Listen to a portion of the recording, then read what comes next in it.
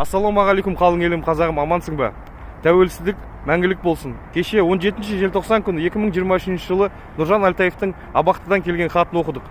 Ол хатында өзінің саяси тұтқын екенін, өзінің еркін көзқарастары үшін, демократиялық өзгерісті қалағаны үшін және халық жағында болып шындықты айтқаны үшін түрмеге жабылғаны жазылған.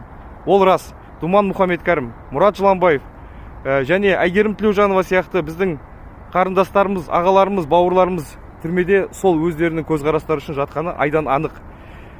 Енді сол хаттың ішінде мені, Рафик Жарылқасыновты, Нұржан Әлтаев уақытша ел тірегі саяси қозғалысының төрағасы ретінде тағайындайтыны жазылған еді. Сондықтан бәрімізге керек нәрсе бұл елді өзгерту. Өздеріңіз көріп отқандай, телефонның номерімен ақша ауыстырудың өзі де, бір-бірімізге ақша жіберудің өзі де қазір, немесе нәпақасын таба алмай жүрген таксист бауырларымыз, көлігімен нан тауып, пұл тауып жүргендердің күндері